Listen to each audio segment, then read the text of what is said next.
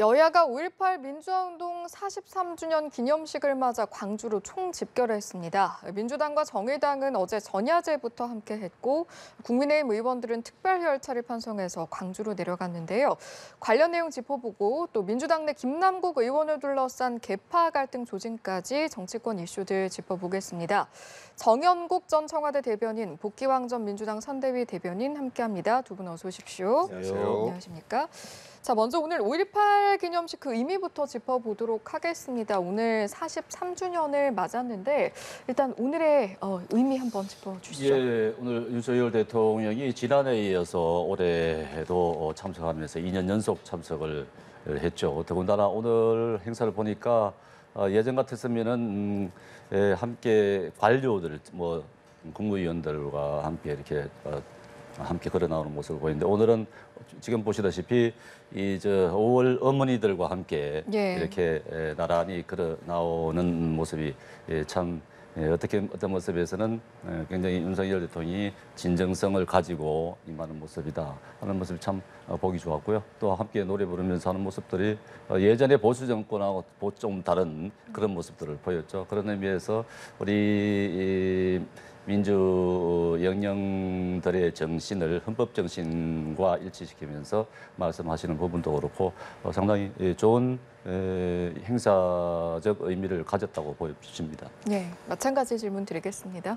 네, 정부 여당에서도 당 지도부를 비롯해서 모두 참석을 했고 대통령께서 2년 연속 참석을 하셨다라는 부분에 대해서 박수를 쳐드리고 싶고 광주 시민뿐만 아니라 대한민국 국민들도 그래 이런 거야 이렇게 해야 국민 통합이 되지 않겠느냐 이렇게 좀 칭찬을 하는 대목이 아니었을까 싶어요. 다만 좀 아쉬운 것은 우리가 43년 전 5.18이라고 하는 민주화 운동과 그 항거했던 무고한 시민들의 죽음 이것을 역사적으로 제대로 우리가 반추해보는 그러면서 거기에 대해서 아직까지 진실이 밝혀지지 못한 부분이 있다라고 하면 어떻게 밝힐까라는 것들이 하나의 숙제라면 현재적으로 봤을 때는 그 5.18 민주화운동 과정에서 민주주의를 지키기 위해서 싸워왔던 그 시민들의 뜻을 과연 현재적 민주주의의 가치로는 어떻게 우리가 되살릴 것이냐라는 것들에 대한 대통령의 말씀이나 어떤 여당의 메시지가 좀 있었으면 하는 생각이 있었는데 그런 부분은 조금 빠져 있는데요. 그런 아쉬운 부분이 있습니다만 그럼에도 불구하고 참여한 것 그 자체로 저는 칭찬을 받을 일이다라고 생각합니다. 예, 이제 메시지적인 부분은 차후에 짚어보고 저희가 일단 참석 면면을 좀 살펴보자면 민주당은 전야제부터 언제나 그랬듯이 참석을 했고 국민의힘은 이번에 일부 지도부가 전야제부터 참석을 했는데 이게 또 8년 만에 있는 일이라고 하고요. 그렇습니다. 일부 지도부가 전야제 행사부터 참여를 했고 오늘은 국민의힘 대부분의 의원들이 아침 일찍 출발을 해서 함께 참석을 하는 모습이었습니다. 지난해에도 국민의힘 대부분의 의원들이 참석했고 국무위원들도 참석했고 고위 관료들도 참석을 한 그런 모습을 보여줬는데 올해도 역시 그런 행보를 보이면서 상당히 뭐라 그럴까요? 우리 국민의힘에서도 과거에 광주의 정신을 폄훼하는 거 아니냐 하는 그런 비판을 받기도 했습니다만은 지금은 전혀 그렇지 않은 국민의힘의 모든 당원들 다 이렇게 진정성을 보이고 있다는 점을 말씀을 드리고 싶습니다. 예. 전야제에 참석하는 모습들을 포함해서 이번에 광주로 향하는 발걸음이 여야 모두 좀 악재를 껴안고 있는 상황에서 그렇게 가볍지만은 않았겠다라는 생각도 들거든요. 광주 영령들을 대하기가 조금 부끄러웠겠죠. 정치권이 제대로 하지 못하고 광주 정신을 오늘에서 제대로 살리지 못하는 이런 반성을 품고 아마 참여하지 않았을까 싶습니다.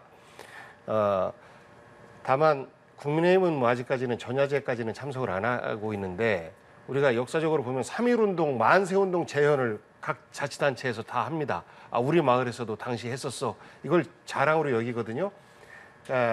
5.18을 기념하기 위한 다양한 노력들이 있는데 아직은 국민의힘이 조금은 소극적인 것 같다라는 생각을 할 수밖에 없어요. 그런데 이번에 김병민 최고위원이라든지 그리고 국민의힘의 청년 대표단들이 그 전야제에 함께 참여하는 모습 저는 굉장히 아름답고 보기 좋았다. 그래서 당 대표들과 당 지도부들도 그 전야제의 행사에 함께 하면서 그 당시에 거리 시위를 재현한다든지 이런 퍼포먼스에도 함께 한다면 더 이상 국민의힘이 학살 세력의 어떤 그 후예다 이런 비판을 안 받지 않을까 싶어요. 그리고 그런 5.18의 상처를 우리가 온전하게 치유한다면 현대사에서 민주와 반민주 구도로 갈라졌던 그런 아픈 상처들을 어느 정도 딛고 민주주의뿐만 아니라 우리 정치도 한 단계 좀 성장할 수 있지 않을까 이런 기대를 하면서 국민의힘에서 이번에 전체 참석을 한 것처럼 다음번에는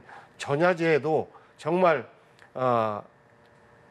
좋은 마음으로 우리 청년들이 참여한 것처럼 좋은 마음으로 함께 그러게요. 참여해 주시기를 기대를 합니다. 좋은 모습인데 이재명 대표가 페이스북에 뭐라 그랬더라고요? 학살의 후예 뭐 이런 표현을 쓰더라고요. 저렇게 좋은 모습을 보이는데 그런 표현을 쓰면서 할 진정성을 표미할 이유는 없었을 텐데 하는 아쉬움이 좀 남더라고요. 이재명 대표 말씀하신 김에 사실 오늘 기념식을 앞두고 어제 이재명 대표가 5.18 원포인트 개헌을 추진하자 이걸 공식 제안을 했습니다. 이 내용 좀 어떻게 보셨는지 궁금하네요. 예, 뭐 원포인트 개헌에 대해서 여러 번 얘기가 나왔는데 그 원포인트 개헌하는 것은 좋겠죠. 뭐 국민의힘에서도 그렇게 반대를 하지 않고 있는 것 같고 한데 이게 이제 제 의미보다도 이 제일 하는 동기 속내가 무엇이냐 하는 것 때문에 지금 양당이 지금 조금 의견을 달리하고 있는 것 같은데 사실은 뭐 이재명 대표가 갖고 있는 중대한 혐의점이라든가 지금 김남국 의원의 비리 혐의라든가 뭐 권영길 대표의 전당대회 돈봉투 사건이라든가 이런 여러 가지 문제점들을 지금 민주당이 갖고 있는 것 아니겠습니까? 이 민주당의 이런 사태를 돌파하기 위한 일종의 말하자면은 꼼수 개헌 요구가 아니냐 이렇게 보는 것이 이제 지금 시점으로 봐서 그런 것입니다. 이게 참 개헌에 대한 참 진정성이 있다고 그러면은 사실상 이런 민주당 내에 분란이 없을 때 이럴 때 하면은 참 상당히 서로가 공감할 수 있는 부분인데 지금 시국을 정국을 이렇게 바꿔보려고 하는 그런 의도가 비춰지는 것이 아닌가 하는 시각으로 볼 수밖에 없는 그런 상황입니다. 그래서 지금 논란이 되고 있는 것 같은데 아마도 여야가 이번에 대해서는 아마 논의를 좀 더 해봐야 되겠죠. 예, 일단은 뭐 현장 최고위에서도 김기현 대표가 공약이기도 하고 뭐 당이 갖고 있는 입장도 그런데 시기 방식은 좀 조율해 나가겠다라고 이야기를 하긴 했습니다. 실천적 방안을 잘 찾아 나가겠다고 하던데요. 그러니까 김기현 대표의 이 발언과 대통령실에서 이재명 대표의 원포인트 개헌 제안이 5.18 정신을 폄훼하는 거다라는 발표를 했어요. 이 도대체 왜 이런 말이 나올까 생각을 해보니 오늘 윤석열 대통령 기념사에 우리나라 헌법 자체가 5.18 정신을 구현하고 담고 있다라는 내용이 들어가 있어요. 그러니까 듣기는 좋은데 이게 무슨 말이지? 이해가 잘 안 되는 대목이에요. 87년 헌법 체제가 우리가 이어지고 있는데 87년도에는 당시의 여당에서 5.18은 여전히 내란이었습니다. 그렇게 규정하고 있을 때의 헌법이 지금도 이어지고 있는 거거든요. 그러니까 우리가 많은 개헌 요구가 있었습니다만 서로 간의 정치적 유불리 때문에 안 해요. 그리고 왜 지금 시점에서 당신들한테 불리한 무엇이 있으니까 이슈를 덮으려고 하는 것 아니냐라고 하면서 반대를 계속 해왔어요. 그 반대를 주로 많이 해왔던 분들이 지금의 국민의힘 분들이거든요. 지지난번 지방선거 때 문재인 대통령의 개헌 제안이라든지 그리고 박병석 의장발 본격적인 개헌 논의를 진행하자라고 했을 때도 결국은 안 했어요. 왜? 정권 교체 되고 나면 합시다라는 게 지금 국민의힘의 논리였었거든요. 김기현 원내대표도 마찬가지였었고. 그런데 지금에 와서 권력구조 개편을 동반한 헌법 어떤 그 개헌 이것은 논의가 많이 필요할 테니 5.18 43주년을 기념해서 국민의힘에서 김재원 의원에 대한 어떤 징계가 온전하게 5.18 정신을 폄훼한 것이다라고 한다면 저는 여기에 대해서 국민의힘에서 맞장구를 안 칠 이유가 없다라고 봐요. 그런데 대통령실에서 이 제안에 대해서 오히려 5.18 정신을 폄훼하는 거다라는 어떤 그 발표가 나온 것을 보고 저는 깜짝 놀랐습니다. 그 서로 유불리와 시기를 따지면요 아무것도 못합니다.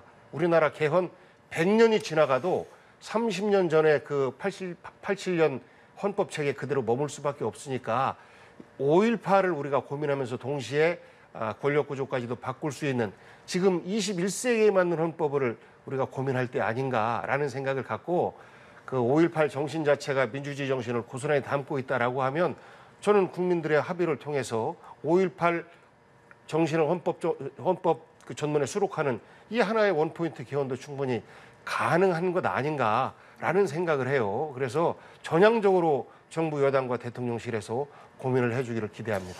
이 원포인트 개헌만으로 되면은 다행인데 이거 모든 역대 정부에서 다 개헌 논의가 있었습니다. 그런데 불구하고 되지 않은 이유는 개헌 논의가 시작이 되면은 권력 구조 개편을 비롯해서 모든 내용들이 다 포함이 되게 돼 있습니다. 그렇기 때문에 이 원포인트 하나 이 5.18 정신 수록 요 하나 가지고는 되지 않는 것이죠. 한번 개헌 논의가 시작되면은 굉장한 속도를 붙일 수밖에 없는 상황이고 한번 개헌이 뭐 자주 할 수 있는 것 같은 모르지만은 개헌은 하기가 쉽지 않으니까 하는 김에 여러 가지를 다 할 수밖에 없는 그런 상황이 되다 보면은 이 모든 이슈들을 다 빨아들일 수밖에 없습니다. 개헌 논의는 권력 구조를 비롯해서 모든 이슈를 다 포함을 할 수밖에 없는 논의할 수밖에 없는 그런 상황이 되기 때문에 말하자면 정책 이슈들이 다 사라지게 되는 것이거든요. 그래서 우리 국민의힘 입장에서 보면은 지금 논의 시점을 얘기하는 이유가 민주당에서 갖고 있는 모든 혐의들이 이 개헌 논의가 시작되면은 묻힐 수밖에 없는 그런 상황이 되는 것이죠.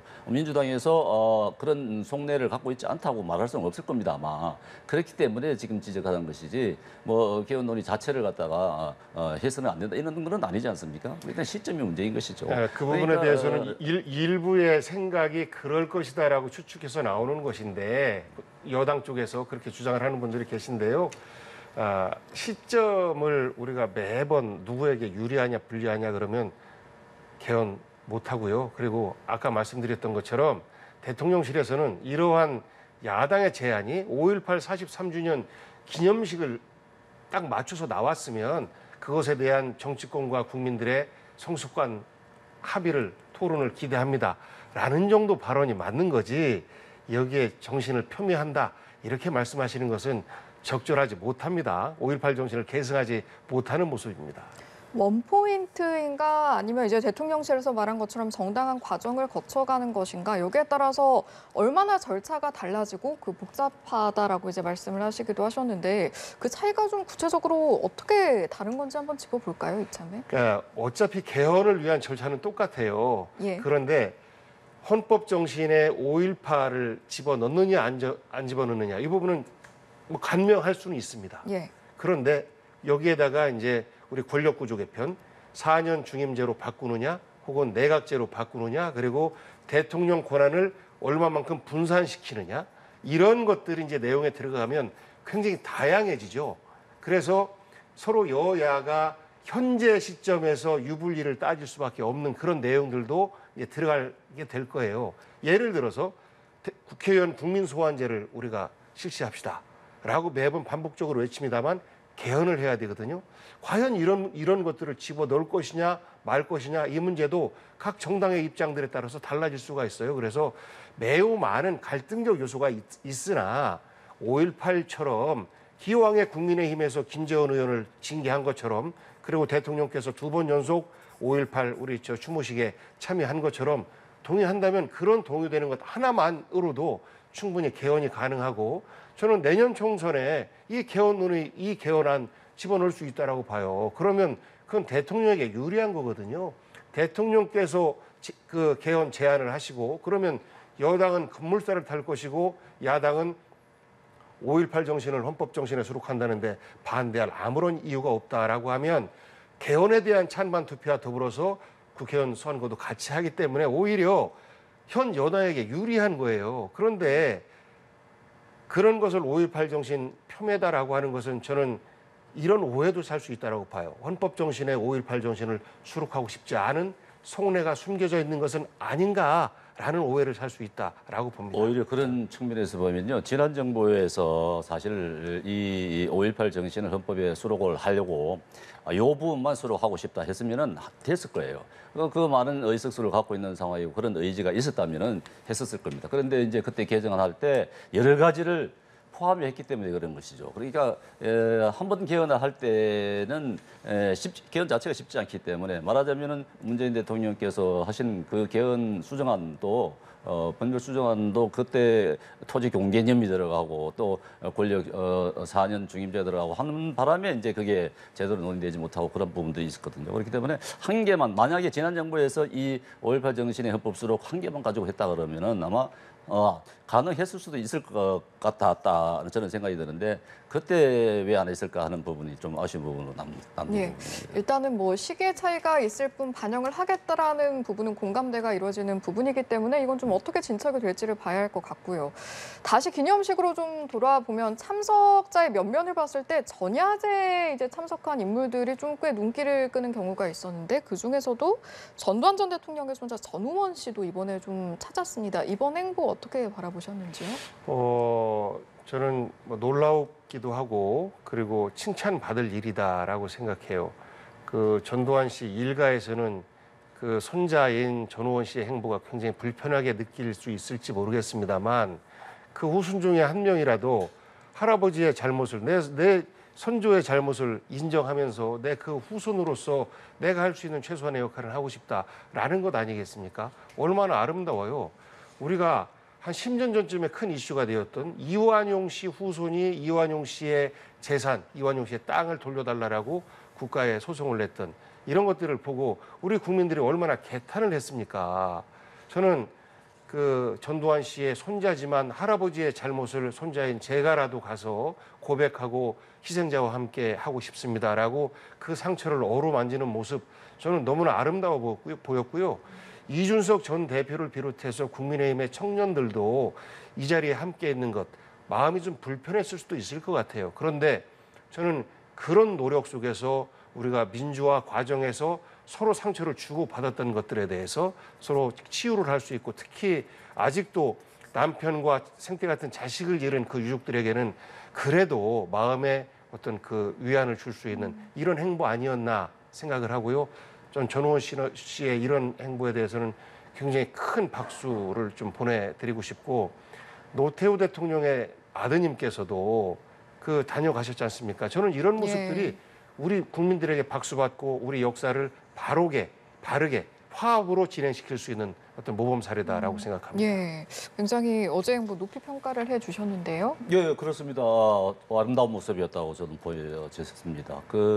뭐 앞선 세대의 잘못을 미래 세대가 후세대가 이렇게 짊어지고 사죄를 하고 하는 그런 짐을 남겨줄 수밖에 없는 상황이 안타깝긴 합니다만은 다행히도 그렇게 후세대가 진정성을 가지고 저렇게 많은 아픔을 가진 분들을 보다듬어주고 사과의 말씀을 진정성을 가지고 하는 저런 모습은 굉장히 좋은 모습이었다고 저는 그렇게 봤고요. 또 사실 말씀하는 것도 굉장히 좀 어른스러웠습니다. 말하자면은 민주주의를 지키기 위해서 희생한 사람이 이렇게 많은 줄 몰랐다. 지금도 그런 민주주의를 지키기 위한 희생이 계속되고 있는데 그 과정이 굉장히 중요하다. 이런 말들을 했던데 굉장히 생각도 바른 것 같고요. 또 자세도 굉장히 본인을 낮추면서 희생자들의 마음을 보다듬는 감싸 안아주는 그런 모습들이 좀 좋게 보였습니다. 예. 그 전야제에서 어제 이준석 대표와 전우원 씨가 같이 주먹밥을 좀 빚었는데 이 우연한 화면도 만남이었다고 그러죠. 네네, 예. 주목을 받았더라고요. 어떻게 예, 보셨는지요? 그게 뭐 계획된 게 아니고 우연하게 그렇게 마주쳤다고 합니다. 어떤 정치적 의미로 해석하는 것보다도 그런 젊은이들이 그런 모습을 보여주는 자체가 굉장히 의미를 우리가 굳이 뭐 새롭게 부과할 필요는 없을 것 같습니다. 참석자의 면면 중 이제 기념식을 앞두고 전야제까지 포함해서 눈길을 끌었던 행보는 전우원 씨뿐만이 아닙니다. 사실은 문재인 전 대통령이 이제 퇴임을 하고 처음으로 또 5.18 참배를 해서 눈길을 끌었습니다. 네. 문재인 대통령께서는 5.18과 4.3은 언제나 같이 하겠습니다라고 말씀을 하셨어요. 그래서 이번에 이제 퇴임하시고 나서 1년 만에 처음으로 수염을 깎으시고 면도를 처음으로 하시고 양복 차려입고 그 5.18 그 기념식에 오늘 행사에는 현직 대통령과 현직 정치인들이 참여를 하기 때문에 참여하고 싶어도 모양이 좀 그 이상하게 나오지 않겠습니까? 그래서 어제 그 참석을 하셨는데 저는 굉장히 아름다운 모습이었던 것 같아요.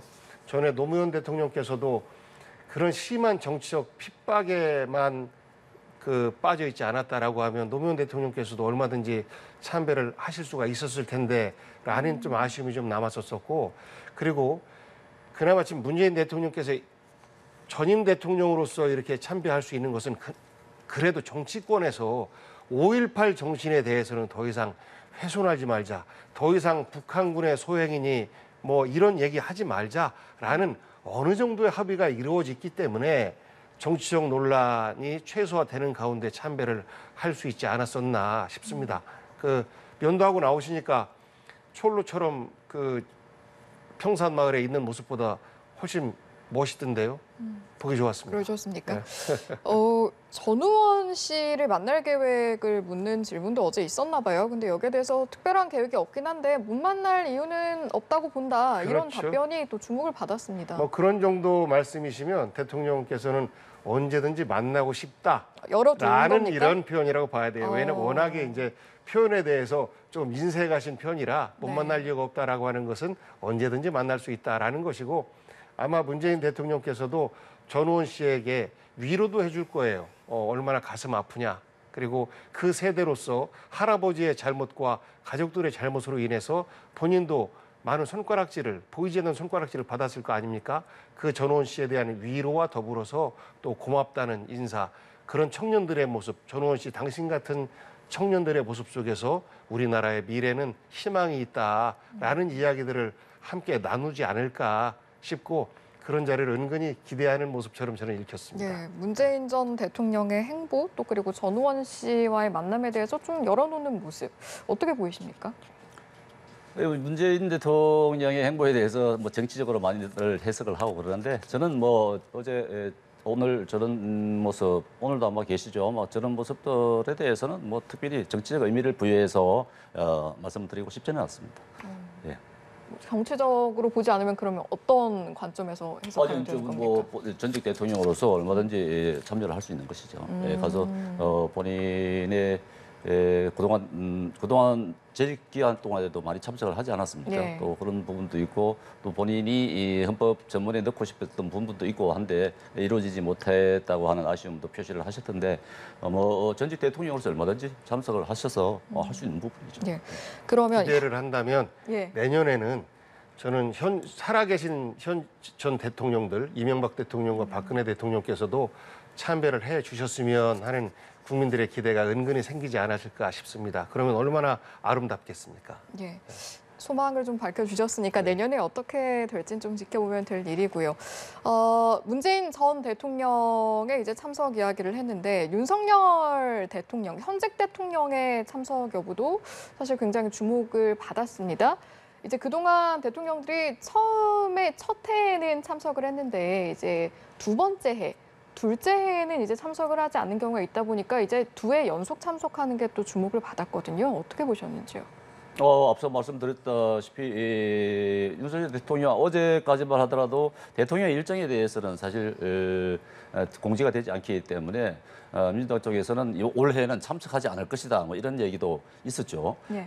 그러면서 이제 비판을 하기도 했는데, 사실 올해 지난해에서 올해 2년 연속 참석한 현직 대통령이 참석하는 경우는 그렇게 많지 않습니다. 더군다나 이제 보수 정권에서는 특히 그런데, 올해 같은 경우는 이제 본 대통령께서도 저렇게 제가 앞서 말씀드린 대로 5월 어머니들과 함께 그렇게 손잡고 나오시는 모습, 그리고 함께 노래 부르시는 모습, 이런 모습을 보이면서 아마 계속 민주당 쪽에서는 진정성을 계속 폄훼를 하려고 하는 모습들인 것 같은데, 그런 거는 전혀 아닌 것 같고, 확실히 진정성을 가지고 임하시는 모습을 보여주고 있다. 그런 면에서 상당히 평가를 해 주셔야 될 것 같습니다. 네. 뭐 저는 5년 내내 계속 참석하셨으면 생각해요. 그러면 윤석열 정부의 여러 가지 정책에 대해서 비판을 하다가도 저 같으면 이 행사에 참여하시면 그 자체로 저는 아유 잘하셨습니다 하고 칭찬을 드리고 싶어요. 그런데 이제 그 국민 여론들을 이렇게 보면 국민의힘이 5.18 영령을 추모하고 또 정신을 이어받겠다라는 것이 진정성이 있느냐 없느냐라고 조사를 해보면 거의 80% 넘게가 진정성이 없어 보인다라고 평을 하고 있습니다. 진정성을 가져가는데 자꾸 진정성이 없다고 하면 되겠습니까? 그러니까 그거를 왜 우리는 노력하는데 이렇게 점수를 박하게 주냐라고 하지 마시고 뭐 예를 들어서 헌법 수록 문제라든지 그리고 이번에 과거사위원회 위원장이 아직도 우리가 5.18에 묻힌 과거들이 밝혀지지 않고 있잖아요. 5.18 노래 중에서 왜 쏘았지 총, 왜 찔렀지 칼, 트럭에 싣고 어디 갔지. 그 트럭에 싣고 어디 간 그 희생자들이 아직도 어디가 있는지 다 못 밝혀지고 있고 총을 쏘게 한 장본인이 누군지 당시에 군부가 자료들을 다 파기시켜서 법을 어겨가면서 파기시켜서 제대로 못 밝히고 있어요. 이런 것에 좀 더 나서는 모습을 보이면 좋겠는데 이번 과거사위원회 위원장이 5.18 정신을 사실 폄훼하는 이러한 생각을 가진 분이 이제 위원장이다 보니까 진정성의 의심을 받는다라는 말씀이고요. 저는 이번에 2년 연속 참석하셨으니까 그런 오해가 생기지 않는 인사들을 좀 해주셨으면 하는 바람을 가져봅니다. 참석 자체에 대해서는 긍정적으로 평가를 해주셨는데 인사라던가 뭐 기념사에 담긴 뭐 포함되지 않은 내용들에 대해서 다소 아쉬움을 좀 표해 주셨거든요. 덧붙일 말씀 있으십니까? 없습니다. 없으세요? 알겠습니다. 그럼 여기서 정리를 하고요. 민주당 이야기도 해봐야겠습니다. 민주당이 이제 윤리위에 김남국 의원을 제소를 하고 그 이후에 이제 뭐 구성이라든가 여러 가지 수위라든가 이야기가 많이 나오고 있는데 결정 자체가 좀 늦은 게 아니냐 이런 이야기가 계속해서 좀 나오고 있거든요.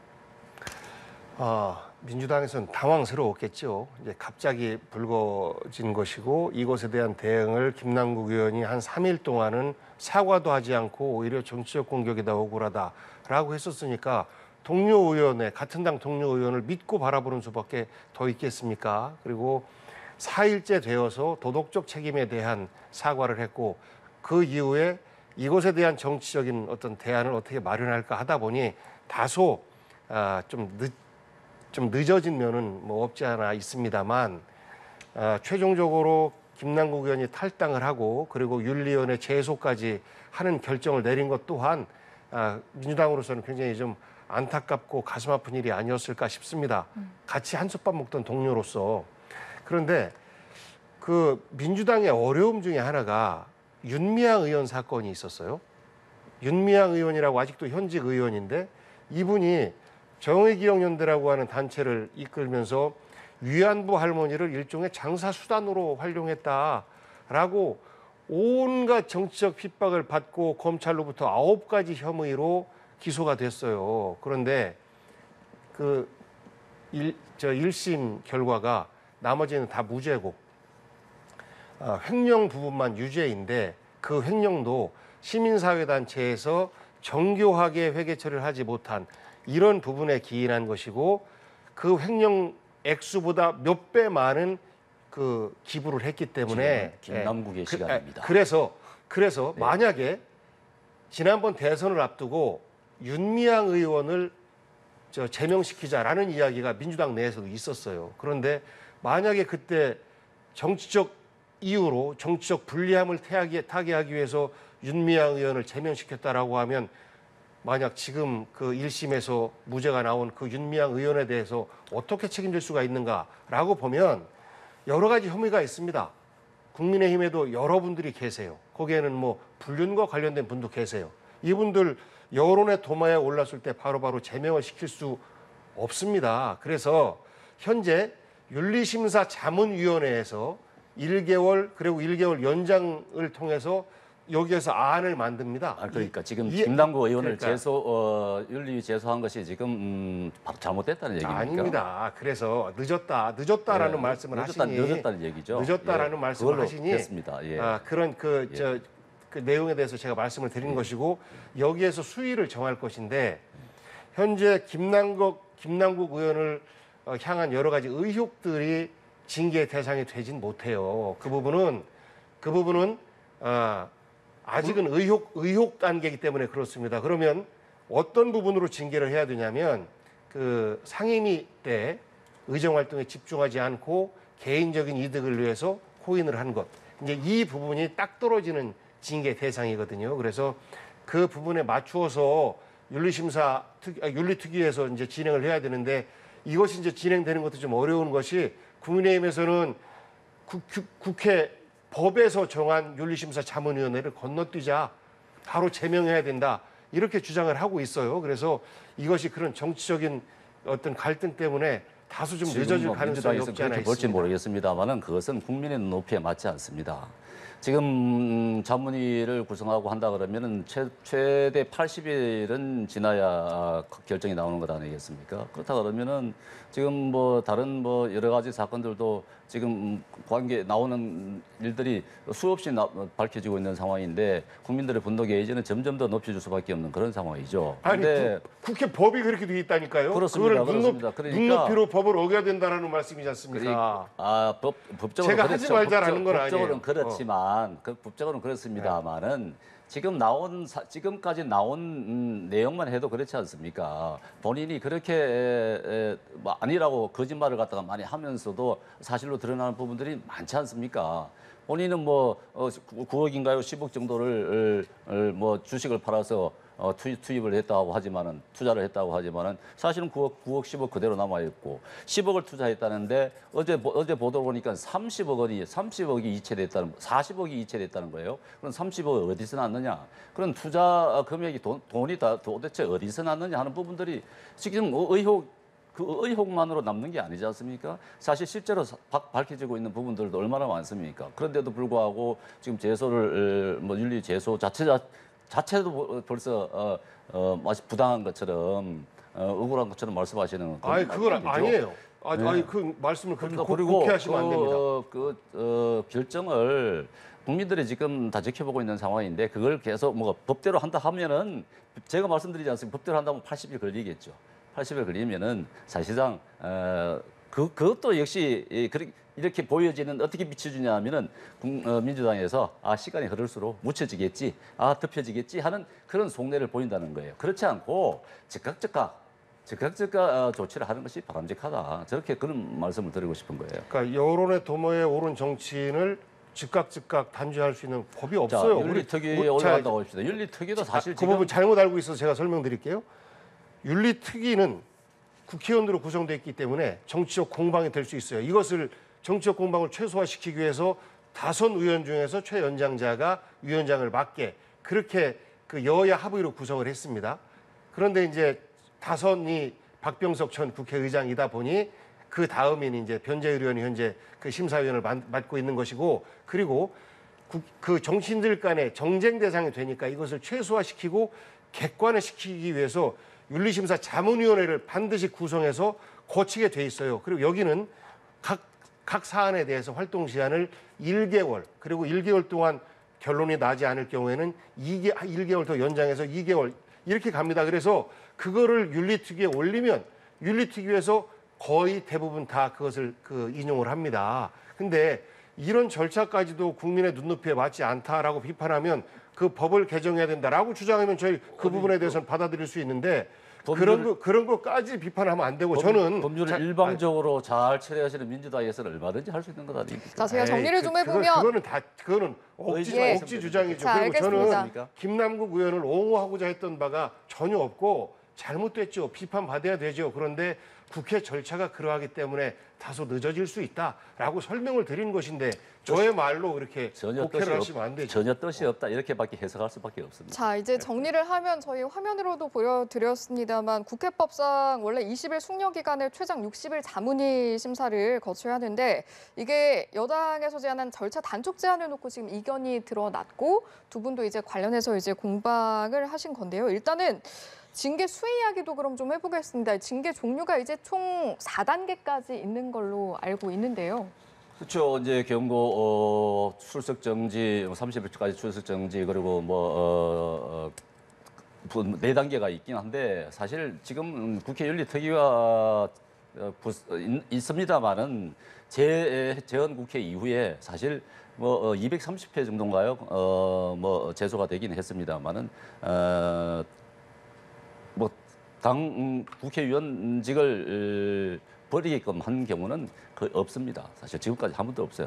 많이 나온 것이 이제 두 건이 이제 출석 정지 30일 이 정도인데 그래서 이제 항상 윤리특위에 무용론이 나오고 하는 것이죠. 그런데 지금도 그렇습니다. 지금 말하자면 이제 윤리특위 올라가지 않습니까? 지금 그래서 말씀드리는 건데 이제 80일 정도 자문이 최대 2개월 60일 해서 숙려기간 20일 해서 80일 최대 80일인데 이렇게 하다 보면은 이게 또 윤리특위가 유야무야 되는 거예요. 그래서 처리가 안 되고 하는 겁니다. 그래 묻혀버리고 하는 겁니다.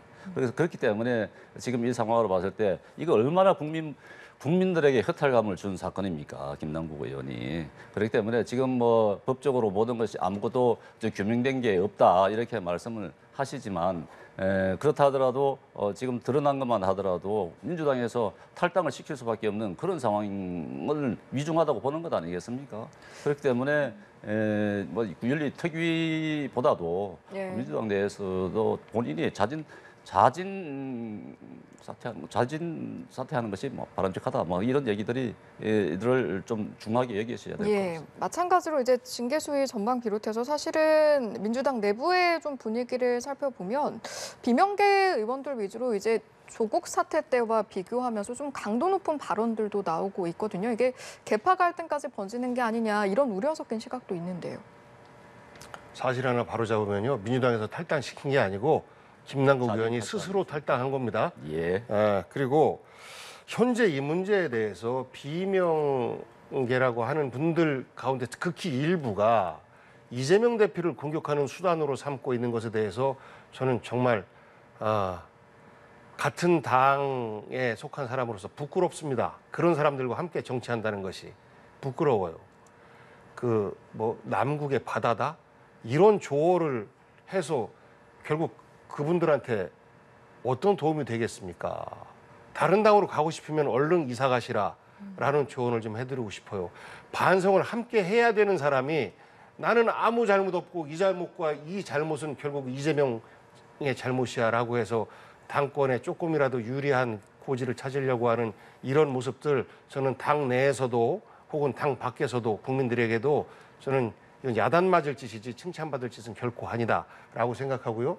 김남국 의원의 이 건에 대해서 정치인이 한 사람으로서 특히나 민주당이라고 하는 당의 울타리에서 함께 살았던 저를 비롯해서 많은 사람들이 안타까워하고 반성하고 있고 이런 문제가 어떻게 다시 반복되지 않게끔 제도적 보완을 할 것이냐라는 부분에서 많은 고민을 하고 있습니다. 예, 그러면 계파 갈등적인 측면보다 일부 비명계 의원들이 그런 발언을 하는 것 자체가 잘못됐고 좀 바로잡아야 하는 부분이다라고 보시는 거예요? 아주 못된 하지 말아야 될 정치 행태를 일부 몇몇이 보이고 있다라고 생각합니다. 그만큼 민주당에서 위중하다고 생각하는 부분이 있는 것이죠. 그렇기 때문에 민주당 내에서 여러 가지 얘기들이 나오는 거고 민주당 내에서 걱정하시는 분들이 말씀하시는 부분입니다. 그러니까 남국의 조국은 강이지만 남국의 바다 아닙니까? 그만큼 위험한 상황이고 문제의 깊이가 크다는 얘기죠. 그것은 당내에서 그런 비판의 얘기가 나오는 것이 오히려 더 건전한 건 아니겠습니까?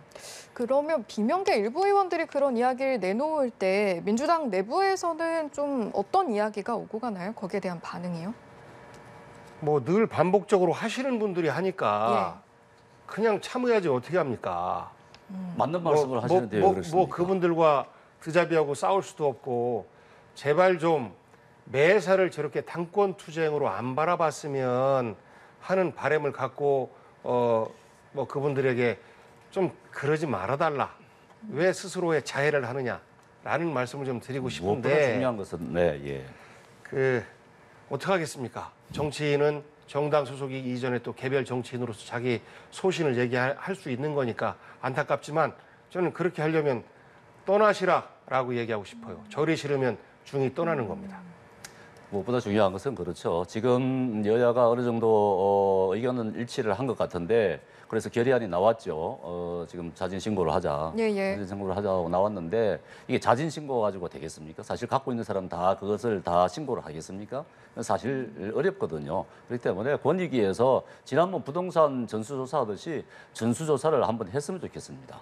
그것은 뭐 전수조사 자체도 한계가 있다고 그래요. 왜냐하면은 이 코인 시장 자체가 워낙 복잡하기 때문에 그렇긴 한데 그렇다 하더라도 전수조사를 한번 하는 것이 바람직하다. 그래야만 어느 정도 규모가 어느 정도가 되는지 도대체 어느 정도의 김당구 같은 사례가 발생했는지를 국민들이 알아야 될 부분이 분명히 있는 것 아니겠습니까? 그렇기 때문에 이번 결의안에 조사도 조사할 수 있다 이렇게 돼 있던 것 같은데 그거를 또 의무상으로 해서 조사를 해야 된다고 생각이 됩니다. 네, 자진 신고 및 조사 전적으로 결의안이죠. 동의합니다. 꼭 국회의원들이 해야 될 예. 부분입니다. 개인정보 동의를 통해서 국회의장 혹은 국회 사무처에 일괄 위임을 하면 거기에서 FIU에서 얼마든지 누가 가상재산에 투자하고 있는지를 밝혀낼 수 있을 것 같습니다. 알겠습니다. 여기에 대한 부분에 있어서는 두 분이 공감대를 이루신 것 같으니까요. 그 범위도 저희가 함께 지켜보도록 하겠습니다. 오늘 말씀 여기까지 듣고 마무리하죠. 고맙습니다. 고맙습니다.